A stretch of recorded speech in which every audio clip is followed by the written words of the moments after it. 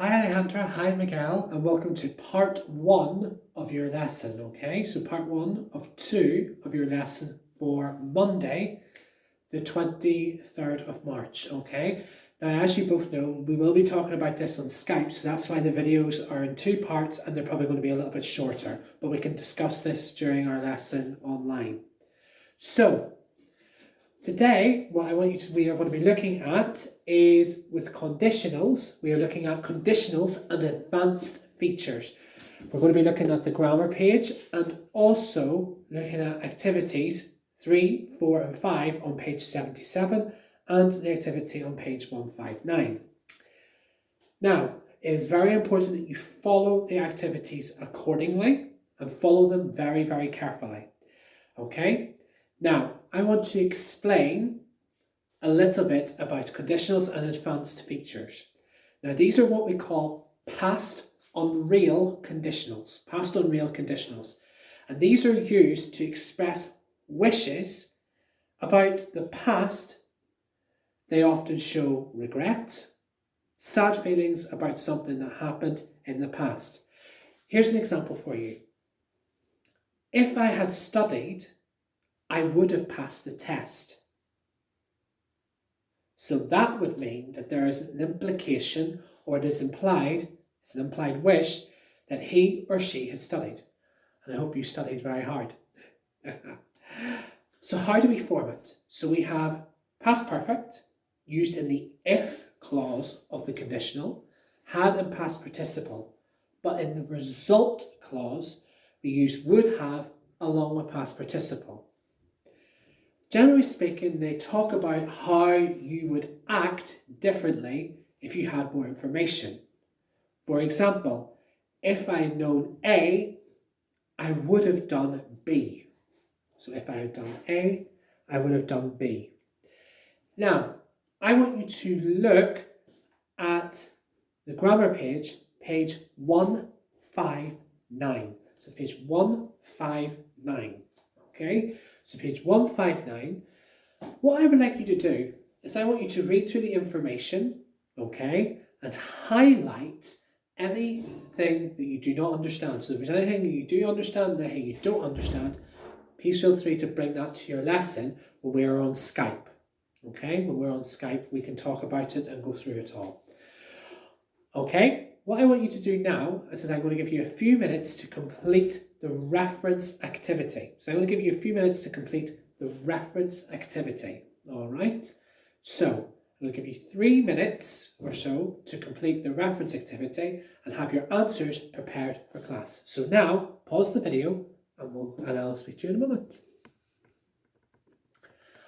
Okay, so welcome back. Now, looking at everything, now that you've completed that, now I want you to turn to page 77. So I want you to turn to page 77. Now, here is what I want you to look at. I want you to look at activity 3, 4 and 5. So what you're going to do is that you're going to look at practice for using activity 3, 4 and 5, how to use advanced features with conditionals. I want you to read each question carefully and I want you to see what way you can use them. You can use the grammar reference to help you, and if you have any further questions, have them ready to ask me in tomorrow's lesson. Okay? Now the good news is, because this part is already quite short, I am going to extend this to the second part. Okay, so there's 2 parts to this lesson, so there won't be 2 videos, it'll be 2 videos in one. Okay?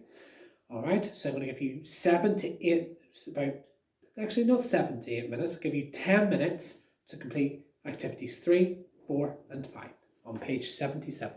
Okay? Okay, so now we're moving on to the second half of this lesson. So what I would like you to do is I would like you to turn over to page 78, and today we're looking at writing. Okay, so we're looking at writing, and the focus of this writing is on part 2 of your writing exam, which is the report. Okay, which is the report. Okay, so apologies about that. A couple of, let's say, flash ups on my phone. So Now we're going to look at the report. Now, the few things I need you both to focus on is, what I need you to focus on is the importance of language. So the importance of language in a report. So first thing that you need to remember is that in a report, it is formal. Okay, so it is formal and you cannot, under any circumstances, go into colloquialisms. You can't go into informal language or everyday language. You cannot use contractions because that will cause you to lose marks, especially for communicative achievement and language itself. Now at C1, as I mentioned before, the language has to be quite sophisticated. It has to be very much matching to the level that you're aiming for. So that's what I mean by importance of language. The next thing is importance of reading the question. Now I've said this many times, as you know, probably I've bored you both to death with this, but the thing is that in the importance of reading the question, you need to be able to, one, understand what the examiner or myself is looking for in your answer. Two, that you meet the question briefs, because this is actually going to help you structure what you have to write. That is also essentially important, and that will earn you marks, especially for your organisation. So you need to read the question, always highlight keywords, and remember you have 220 to 260 words to write for your piece of writing. Because remember, in part 2 of your writing exam for advanced, you have three options. Okay? Whereas in part 1, you only have the essay. Alright, so be very careful of that. In a report, it is very important to title each paragraph. So you need to title each paragraph accordingly. So you do your introduction, the advantages, disadvantages to the problem, people's point of view, depending on what the question is asking. So you need to be careful about that. So think very carefully. Just remember that once you put down your first word in your exam, that's the start of the word count, okay? Now, most examiners will take an average by line and will add it up that way. Just remember you have your 10% above and below as well. So roughly, you're talking 200 to at least 290 at maximum, okay? So you need to be very, very careful with that. But remember, you have to put a title for each paragraph. The most important part that I need to remember in your final paragraph, which is your conclusion, you are giving what is called in a report recommendations. So you're giving recommendations. So this is the only part that you are allowed to actually use bullet points, okay? You're allowed to use bullet points, but don't overuse them. If you have 2 or 3 at most, perfect. But don't have a full paragraph full of bullet points, because I will end up, if I'm reading your work, I will deduct points in your exam as a result. Okay, so you need to be very, very careful with that. All right. Another thing you need to look at, just looking at my notes, the important thing is with the report, what am I... Oh, 1 second. Do apologise. And if you hear any noises, this is my dog in the background, and I'll introduce you to him in a moment. Okay, so what will I be looking for? So, 1, formal language. So as I say, no contractions, no slang words, and that the focus is on all points of the question. So you need to make sure you read the question properly, and also that the question is relevant. The answer is relevant to the question, because that will give you marks for content as well as other areas of your text. So you'll be marked on, remember, communicative achievement, how well you fulfill the task and how well it communicates to the reader.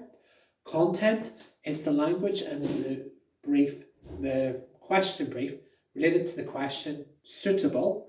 Organisation is structured appropriately, and language being the most important one. Does it meet the objectives? Now, in activity 4 is where you will have your writing task. Read it carefully, highlight the essential words and what you need to do. Your writing task you can send to me by email, which will be due on the 30th of March 2020. Okay, so both of you have time to get it done and send it. And remember that while you're doing this, I want you also to complete activity 1, activity 2, and activity 3. And activity 4 is your writing task. Okay? So any questions, just let me know. And that is the end of today's lesson. Okay? Hope you're all well and hope you're staying safe. Okay? Bye!